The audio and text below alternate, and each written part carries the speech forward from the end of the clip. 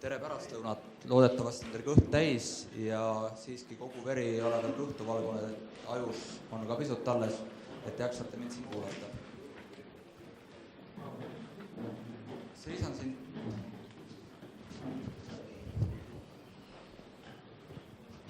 nii on äkki parem. Seisan siin teie ees nagu valge vares ja seda kahel põhjusel. Et ühelt poolt, kui siin varem jutt oli, et teised sektorid tõmbavad ehitussektorist inimesi ära ja süüdistatakse IT-sektorit, siis mina olen üks nähtus, mis on üsnagi vastupidisel teel. Ehk oma hariduselt ja elukogemuselt olen IT-inimene ja nüüd viimased 2 aastat või intensiivsemalt 1 aasta olen just ehitussektoris mütanud.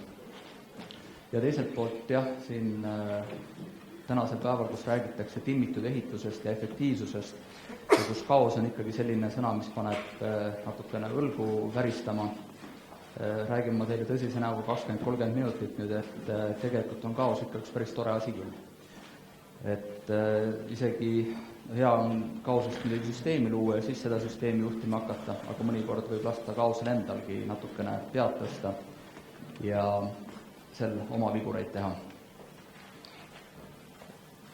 Minu taustast nii palju, et nagu mainisin, olen IT-sektorist pärit, mu diplomil on kirjas majandusinsener, ehk siis 50% minu haridusest on IT pool, 50% majandus ja oma esimesed tuleristsed projektijuhtimise vallas sain just IT-sektorist, IT-sektori projekte juhtides. Aga kõige pikema osa oma ametialasest karjäärist olen ma veetnud Oracle korporatsiooni nimelises firmas, mis on siis maailma suuruselt teine tarkvarafirma või suuruselt kolmas sõltub natuke sellest, kes loeb. Ja mis on just, kui siin rääkida efektiivsusest ja timmitusest, on meeletult organiseeritud masin, et ka siis, kui ma sel ajal, kui ma ära tulin, Oracle oli alla neelanud Sun Microsystemsi, ka sel juhul räägiti veel umbes 40% operating marginist, mis tähendab seda, et väga kasumlik organisatsioon, väga tõhus organisatsioon, hoolimata sellest, et tegemist ei ole monopoliga. Ja Oracles 13 aastat olin ma erinevate piirkondade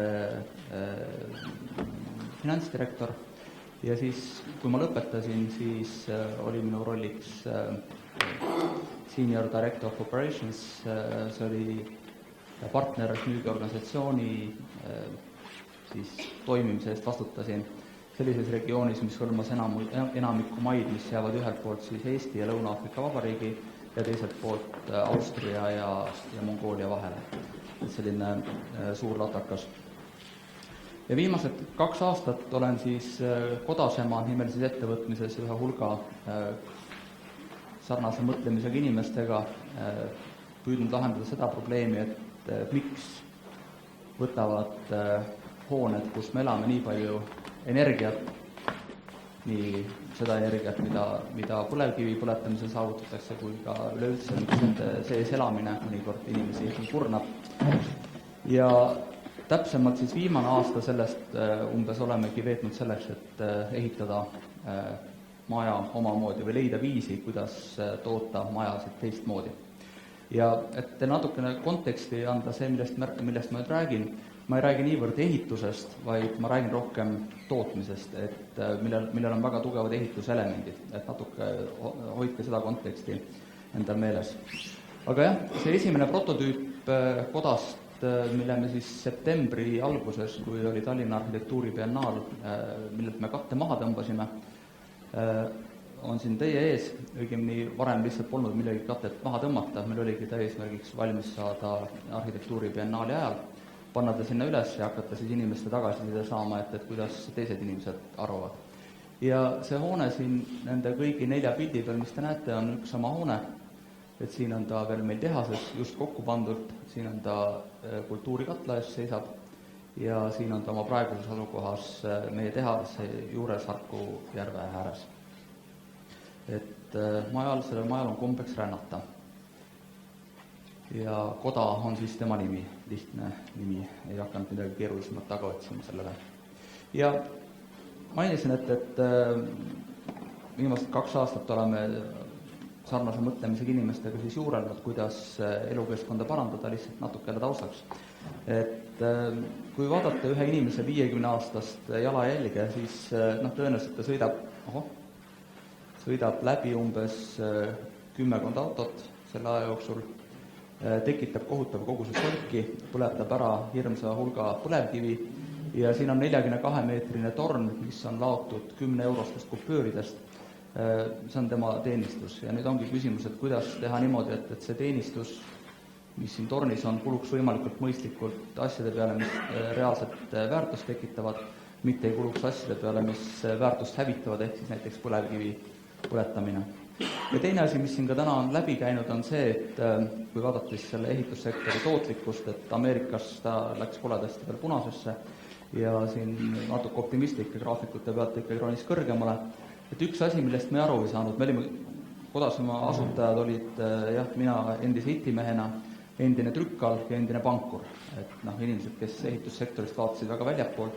Ja me ei saanud aru, et mille pärast on see niimoodi, et kui me vaatame, see on üks meie stend, mis on siiamaani meie kaasas käinud, kui me kohta vahetasime.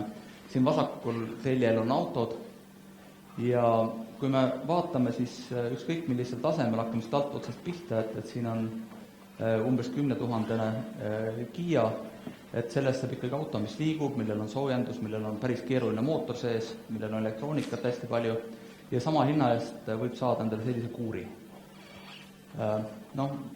Natuke kõrgemale liikudes jõuame seal G-klassi Mercedeseni, ja G-klassi Mercedese hinnaskaalas on võimalik saada nüüd inglastet Velle, mis on suhteliselt hästi disainitud, läbimõeldud ja soovistatud maja. Aga ikkagi, kui mõõta nende kahe asja, auto ja hoone keerukust, kvaliteeti, nende hankimise mugavust, hankimise kiirust, siis asi on natukene viltu. Ja loomulikult on palju põhjendusi, et autosid toodetakse seerias ja nii edasi, neid põhjuseid oskame kõik välja mõelda, aga küsimuse, mille me endale esitasime, oli see, et kas maju ei saaks ka toota sama hästi või sama tulemuslikult kui autosid. Ja siis mõlgutasime, küll vähem ja rohkem salapäraselt ka siin mõned pildid, siin on tõka labor, joonistasime erinevaid variante, siin tegime katsetasime oma paneele, mis eriti hästi isegi purunenud selle raske pressi all. Ja jõudsime siis erinevate pinnatöötluste katsetamisel välja konstruktsioonini, kus on 60 millimeetrine betoonkoorik, on see, mis hoonet kannab. Ehk siis meie sein on 178 millimeetrit paks, millest 60 millimeetrit on betooni, sees on puitbetoonkomposiidiga on tegemist seotud klaasfiibriga. Miks ta just selline on, selles ma väga pikalt siia selle ettekande juures pidama ei jää, aga oluline on see, et see 178 cm sein, ta oma soojusisolatsioonilt vastab passiivmaja standardile. Kuna me kasutame siin vaakumisolatsiooni soojustusena ja konstruktsioon iseenesest on aetud nii saledaks, et me saame selle 178 mm sisse ära paigutada kõik, mis vajalik. Ja siis jälle mõned asjad, mis me siis selle aastaga avastasime, on see, et betoonipind on võimalik teha väga elavaks, väga pehmeks, et siin mõned näited sellest betoonipinnast. Ja võib-olla, kui nüüd siin vaadata selle meie koda kokkupuute punkti, siin on 2 paneeli kokkupuute pind. Selle puitbetoonkomposiitpaneelide tegemisel oleme saavutanud täpsuse, 1 millimeetrise täpsuse ja ka montaažis samal ajal. Et töötasime siis välja viisi, kuidas neid paneeli ehitada. Ja tulemus on väike maja, ta on prototüüp, see on see, millega me oma tehnoloogiat katsetasime. Koda hoone on siin praegu püstitatav kultuurikatla ees. 5-6 tundi läks tema kokkupanekuks, 5-6 tundi läks ka tema lahtivõtmiseks uuesti, et siis uuesti teises kohas 5-6 tunniga ta uuesti kokku panna. Ja see on siis see, mida me oleme teinud. Mis on kaos? Kaos tavamõttes on täielik segadus ja kontrolli puudus. Ja selle kaosega on suhteliselt vähe ette võtta, et kui, ma ei tea, kui paljud teist amatöör-piljardimängijad on, aga piljardimängus on vahetevahel seis, kus on sul kõik kuulid kinni, sa ei saa mitte midagi teha. Ja ainus asi, mis siis võib-olla mõnikord aitab, on see, et sa virutad kuuli täie jõuga lihtsalt sinna teiste kuulide sekka ja vaatad, mis juhtub. Ja tulemuseks on kaos. Aga reaalsetes oludes sellise kaosega, nagu see üleval on, täielik kontrolli puudus, ei ole suurt midagi pihta hakata. Aga füüsikud ja nüüd tasapisi on kaose teoorias tekkiv omaette distsipliin, vaatavad kaost natuke teistmoodi. Nende jaoks on kaos ikkagi deterministlik süsteem. Deterministlik süsteem on süsteem, mille puhul kui sa tead sisendeid ja tead süsteemi olekut, siis oskad üsna täpselt ennustada ka, mis sealt süsteemist välja tuleb. Kaootilise süsteemi iseärasuseks on see, et väike muutus sisendites toob kaasa väga suure muutuse siis süsteemi tulemustes. Siin räägitakse liblika tiiva ripsutusest Texases või kus iganes, mis toob siis kaasa äikesetormi Mehhikos või kus iganes, et neid variatsioone on siin palju. Ja ennekõike just hakatigi rääkima kaosest ja kaose teooriast meteoroloogilistes süsteemides, kus tõepoolest see ennustatavus on väga väike, et reaalselt on võimalik ilma ennustada kehtivate mudelite järgi umbes 5 päeva ette ja sealt 5.–6. päevast edasi annab juba möödunud aastate keskmistatud tulemus täpsema tulemuse kui modelleeritud süsteemid. Aga kaost on meid päris palju uuritud ja kaose teooria on lihtsalt juba iseenesest päris huvitav lugemisvara, et kui teil satub teoseid kätte, siis soovitan. Ja kaosega mida teha? Tavaliselt ongi see, et püütakse tekitada süsteemi kaosesse, ehk siis võideldakse selle vastu, et see kaos meil väga palju peale tõstaks. Teine võimalus on lihtsustada süsteemi. Et infotehnoloogias on üks väga levinud reegel, on Metcalfi seadus, on see, et kui see süsteem kasvab lineaarselt, siis süsteemi väärtus kasvab eksponentsiaalselt. Tüüpnäide on telefonidega, kui ühel inimesel on telefon, pole sellest midagi kasu, kui 2 inimesel on telefon, nad saavad omavahel helistada, 3 inimest saavad juba helistada kolmnurgas ja nii edasi, et süsteemi väärtus kasvab eksponentsiaalselt, aga häda on selles, et mitte ainult süsteemi väärtus ei kasva eksponentsiaalselt, vaid ka süsteemi keerukus kasvab eksponentsiaalselt. Nii et iga alltöövõtja, kelle sa oma süsteemi lisad, tekitab sul juba keerukust juurde, sellepärast et tal tekivad mitmed suhtlemisliinid, see graaf, mille sa lõpuks üles ehitad, läheb päris keeruliseks. Et üks lihtne viis kaosega hakkama saada on see, et sa julmalt lihtsustad süsteemi. Ja viimane võimalus ongi see, et aktsepteerida, et näed, kaos on siin, tere tulemast, mis me sinuga ette võtame. Ja nüüd, milleks kaos hea võib olla? Esiteks on see, et efektiivsus suurendab loomingulisust. Et kui me kujutame ette, et me sõidame tööle iga päev ühte sama teed mööda, väga efektiivne, hommikul autosse istudes ei pea mõtlema, kust ma nüüd täna sõidan.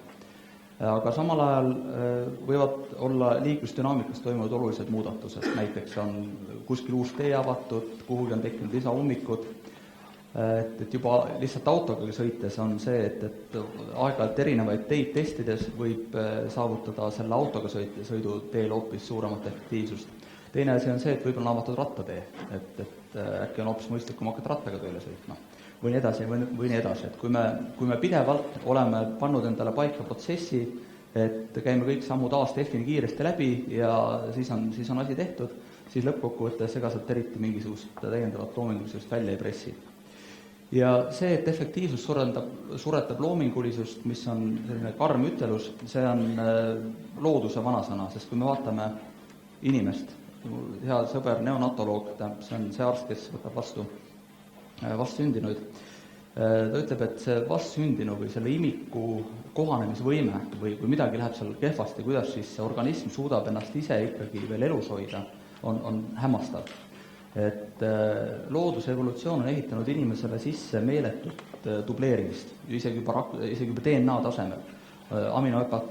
Aminohapete järjestuses on väga palju topeltsükleid ja just sellepärast, et inimene, kui nüüd keskkonnaolud muutuvad või ükskõik mis organism, jääks nendes uutes oludes elama. Kui ta oleks ainult efektiivne, kõik rasv maha lõigatud, siis väga väike olude muutus juba tooks kaasa vastav organismi surma. Siis üks asi, millest tihti, eriti suurfirmades, eriti Ameerika suurfirmades ja igal pool mujal kiputakse rääkima, on see 10-kordne või 10% kasv.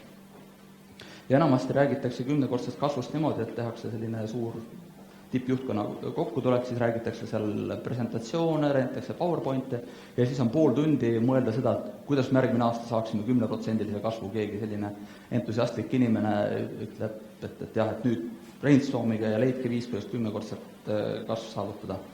Nii päris ei tööta, et ikkagi selleks, et see 10-kordset kasvu saavutada, tuleb olemasolev süsteem oma rööbastelt korraks välja lüüa.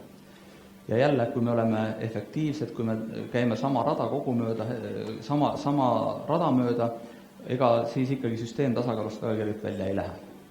Selleks, et jälle tasakaalust välja lüüa, on vaja tekitada teatav kaos.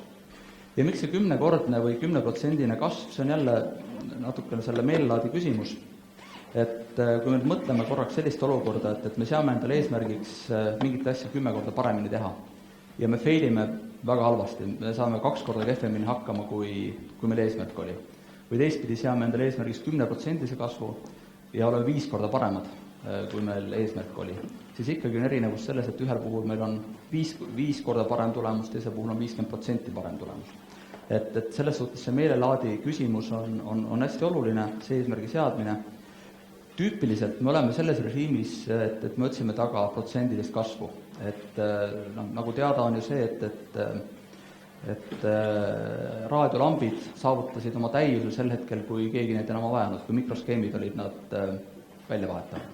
Et jah, lampvõimu fännidel on muidugi hea meel selle üle, et raadiolambid on edasi arenenud kogu aeg, aga ikkagi nad on väga selgelt nišitoode, kogu IT-revolutsioon ikkagi töötab pooljuhtide peal, töötab mikroskeemide peal.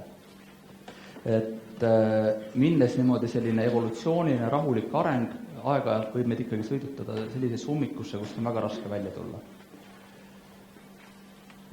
Inimestena me oleme harjunud sellega, et sissepandav töö ja saadav tulemus on suhteliselt võrreldavad. Et võtame väikse kivi, selle tõstmiseks on vaja vähe energiat, võtame suure kivi, selle tõstmiseks on vaja rohkem energiat.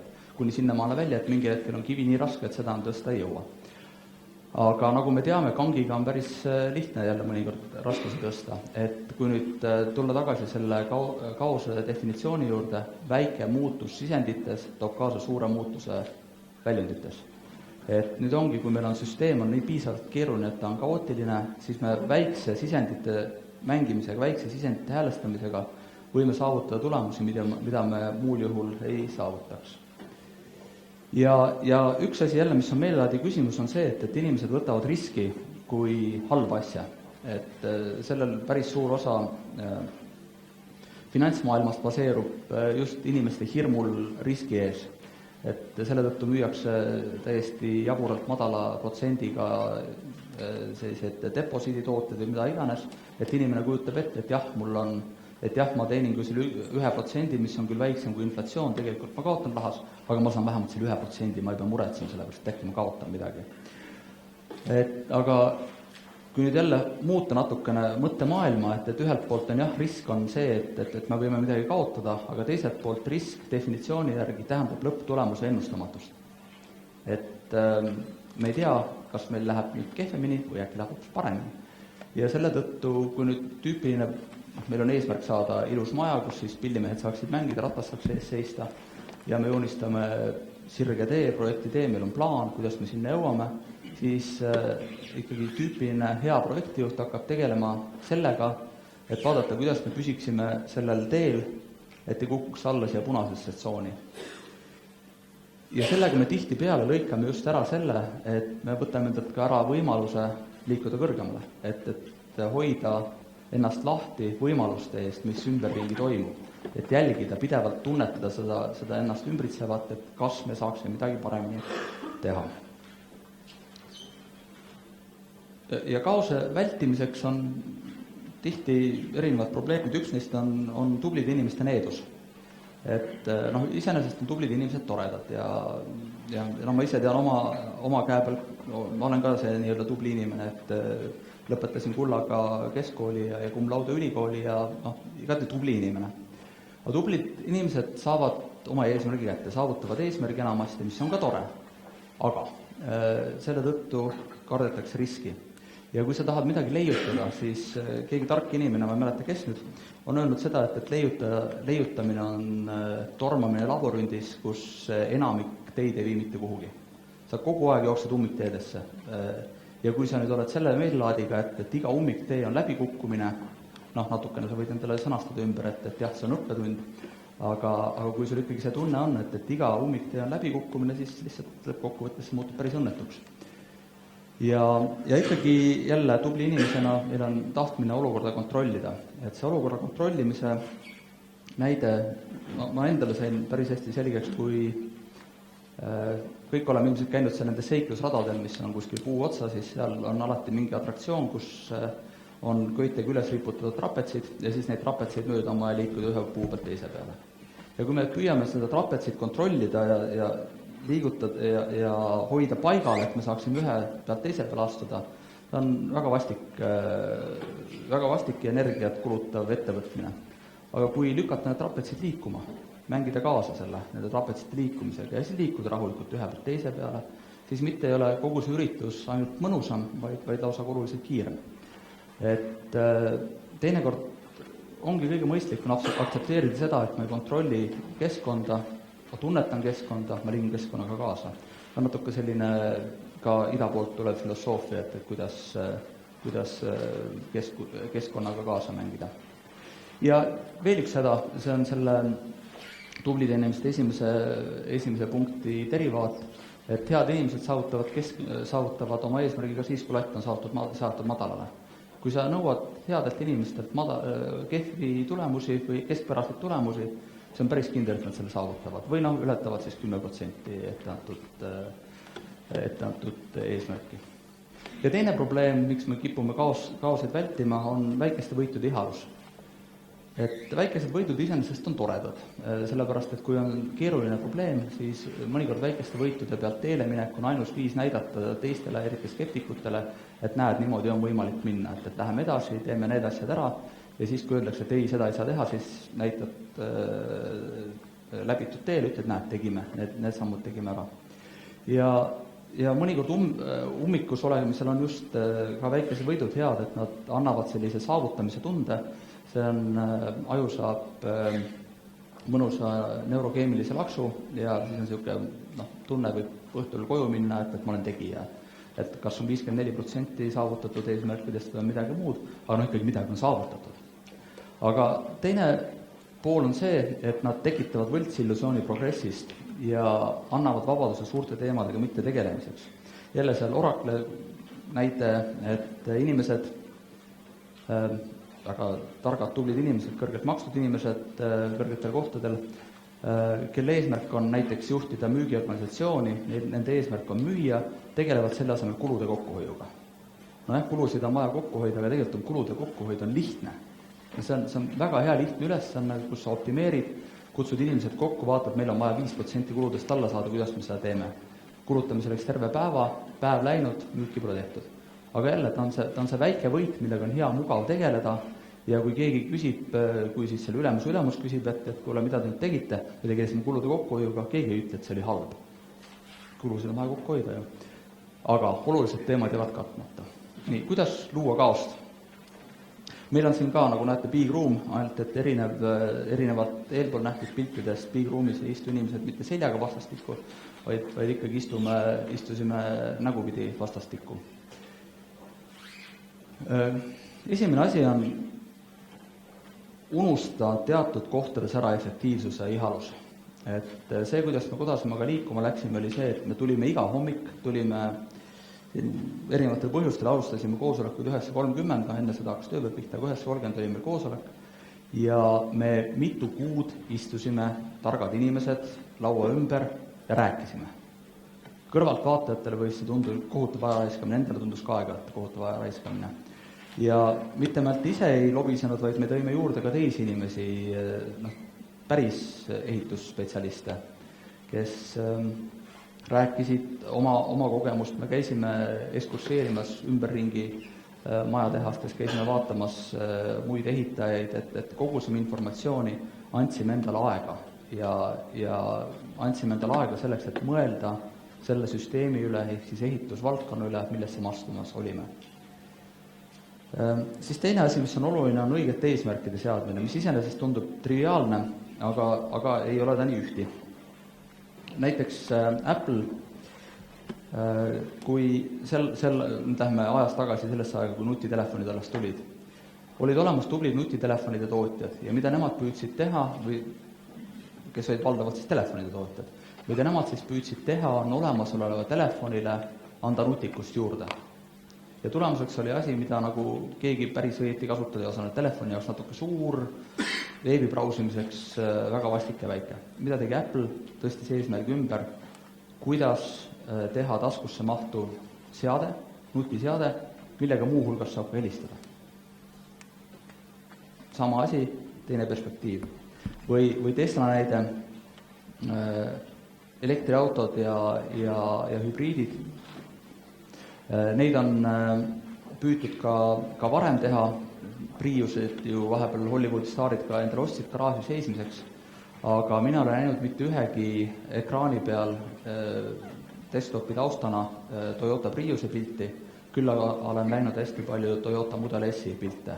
Ehk Toyota Model S on see, mida inimesed ihaldavad, ta on elektriauto. Ja mida Tesla on tegelikult teinud, on öeldud see, et elektriauto, jah, ta on ökonoomne, ta on viis edasi ja nii edasi, aga elektriauto võib olla ka seksikas.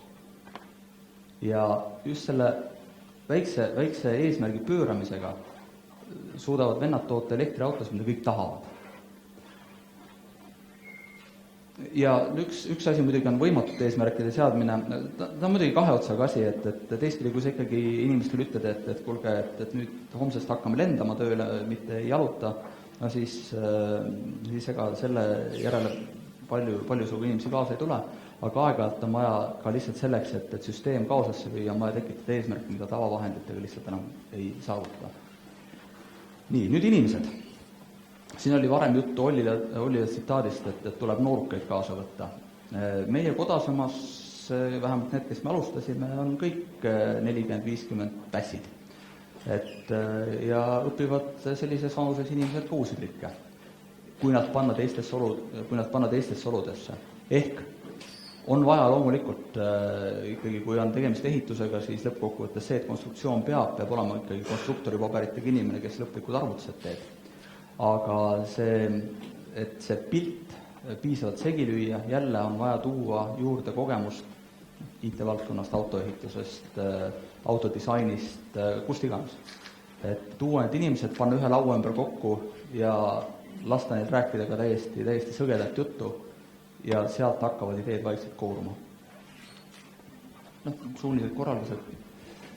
Oluline mõttelaadi küsimus on jälle see, et ei ole mõtet küsida, et kas seda asja on võimalik teha. Väga lihtne vastata ei. Kui küsida seda, et kuidas asja teha, see on juba hoopis teine perspektiiv kõrvade vahel. Ja nii naljakas, kui see ka pole, kaose hoidmiseks on vaja hoida distsipliini. Sellepärast, et väga lihtne on kaosest välja kukkuda. Väga lihtne on minna jälle tagasi sellele teele, et olla efektiivne. Et mõningane vastuolu ja siin ka see püsialgajana. Et jälle keegi tark inimene on öelnud seda, et kui keegi teadusemees, kes on oma karjääri teises pooles, ütleb, et mingi asi on võimatu, siis ta väga suure tõenäosusega eksib.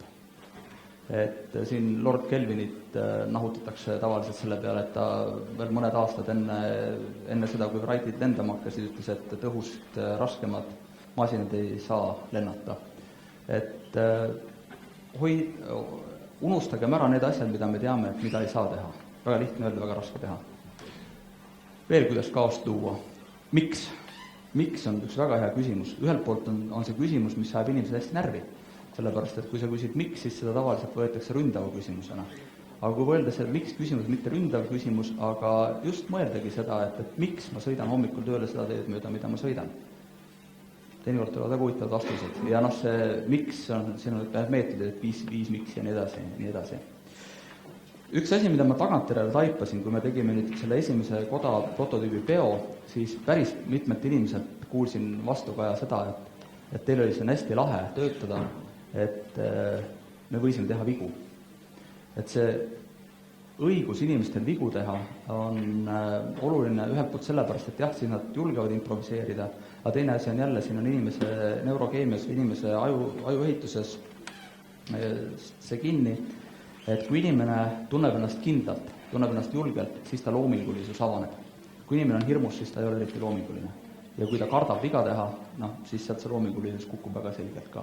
Aga mõistuse piires, kui ikkagi keegi teeb järjest vigu, siis mingi hetkel on ta ilmselt vale koha peal või midagi muud.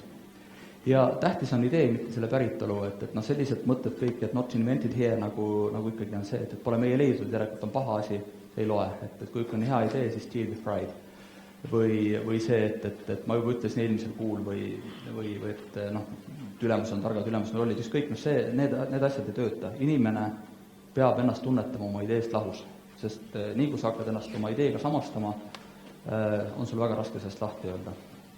Ja ideedest on vaja lahti öelda, sest ka algtõed on mõnikord võimalik vaja uuesti üles kaevata. Ja nüüd kolmas oluline asi on see, et kui sa oled selle kaose ilusti kätte saanud, siis korda kogu seda nalja. Et me tegime esimese prototüübi valmis, me praegu tegeleme teise prototüübi tegemisega ja näiteks üks asi, mida siin akustilised proovid on siin Linda Madalik teeb oma püstolikatset, et kuidas edasi liikuda. Jälle, sul on tunne, et sa oled süsteemis, löö süsteemi ümber, tekita uus kaos. Okei, tootmises loomulikult, seal on vaja korda, arenduses kaos, hoia kaost üleval. Kuidas kaoses ellu jääda? Siin on räägitud sellest ettemõtlemisest ja projekteerimisest ja seda loomulikult, aga väga oluline on katse. Meil on nüüd esimene koda on, ma ei tea, 90% on Revitis, on 3D muudatud, on 90%. Siin loovutab, on. Et võib-olla mõned juhtmed ja mõned torud on veel puudu, aga nüüd eesmärk on, et edasi on meil 100% on kõik 3D mudel, aga ühte head katset ei asenda miski. See, mida te siin näete, seda me nimetasime ise prototüübiks, ehk siis selleks, et saada selle ruumi tunnetus kätte, me tegime tegelikult üks ühele mudeli, tegime OSP-plaadist. Et saada aru, kuidas sisekujundus toimib ja peale seda meil hakkas sisekujundus väga kiiresti muutuma. Väga palju kuulsime sõnu, niimoodi ei tehta. Niimoodi ei tehta, selle peale oli väga lihtne öelda, et ja mis siis? Siis paljud ütlesid selle ja mis siis peale, niimoodi ei saa teha. Ja eriti ehitusest väljastunud inimesel oli väga raske öelda, et ta ka saab küll ju. Ja siis näitad, meil päris palju sellist diskussiooni tekkis, selle tulemusena osa inimesi lahkusid solvunud ruumist, teisel osal läksid silmad särama ja ütlesid, lahe, et te sunnite mõtlema. Aga jälle, endast tasub uskuda, aga katset tasub rohkem uskuda. Abinõu ja eesmärgi vahetamine neid ei tohi vahetusse lasta, see on oluline, et jälle nii mõnigi inimene, kes meil laua taga olnud, on öelnud seda, et see on tavapärane lahendus, et seda teile siin pakkuda ei ole mõtet. Väga mõnus on kuulda, et me teeme midagi ebatavaliselt, aga ebatavalisus iseenesest ei ole eesmärk. Et tavalised asjad, kui nad toimivad, siis nad on sama head kui ebatavalised asjad. See on tava, see grupi mõtlemise eesmärk, aga ilmselt jälle tasub arvestada siin seda, et kui sa oled projektijuht, see on küll nüüd IT-projekti poole peal, et sul on võimalik juhtida või 2-3 näitajast. Sa pead laskma ühe neist vabaks. Kas sa lased aja vabaks, ehk lased graafiku libisema, lased kvaliteedi libisema või lased omadused libisema. Et kui keegi oskab öelda, et kuidas neid 3 parameetrit üheaegselt juhtida, siis palun öelge mulle pärast, aga nii palju, kui mina olen rääkinud väga kogenud projektijuhtidega ja mu enda kogemus on see, et ühe neist 3 sa pead laskma libisema.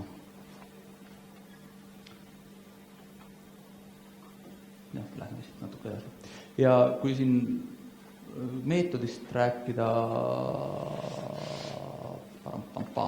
mis on meie jaoks ilmselt oluline, on see, et meil see töögrupp lõpuks oli kaasatud umbes 30 inimest, kes aktiivselt koda ehitamisega tegelesid, aga lõppkokkuvõttes siin panustanud on 60-70-80 inimest, kes on käinud orbiidil, on käinud meil laua taga nõu andmas, kelle nõu me oleme lahkesti vastu võtnud ja kes on sellest ise ka rõõmu tundnud, et on saanud mingite veidrikega koos ühte veidrat asja ajada.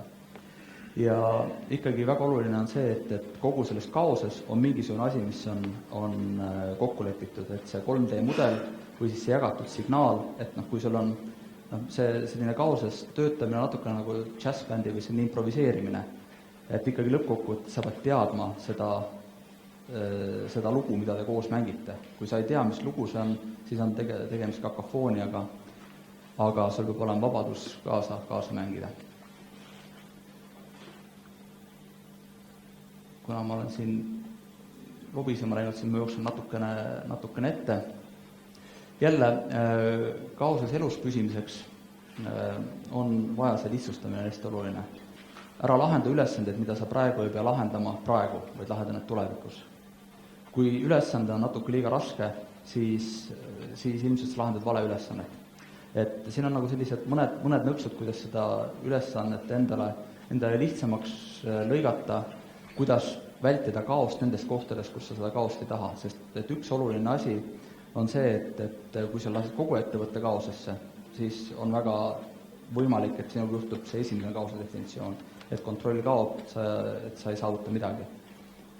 Kaost ikkagi on vaja hoida kontrollitud piirides ja selleks on vaja distsipliini hoida ja on vaja hoida inimesi, kes suudavad sellest kaosest toime tulla.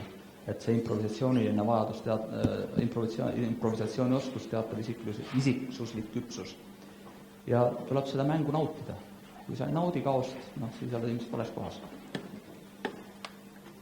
Ja meie nende trikkidega saavutasime siis selle, et ehitasime selle koda valmis. Siin on umbes pooled inimesed, kes lõplikult aktiivselt seotud olid. Ja palun vabandust ülejooksmise pärast, aga kui antakse küsimusteks veel aega, jäetakse. Küsimusi esitada. Kes soovib küsimust? Meil oma küsimus on Ilva, selle nädala saasime seda maja vaatama. Täna on kolmapäev, homme. Lepime hiljem kokku, jah. Kas on veel küsimusi? Edasi me praegu ehitame prototüüp number 2, mis on üsnagi prototüüp number 1 sarnane, aga seal me toome teatava modulaarsuse sisse veel. Ja järgmisest aastast läheb seeria tootmisesse. Et prototüüp 2 üks asi, mida me just testimegi, ongi selle seeria tootmise käivitamist. Et enam-vähem meil pilt on, aga nüüd tahame selle ära proovida täpsemalt. Aitäh! Järgmine mees on juba Püünel. Jah.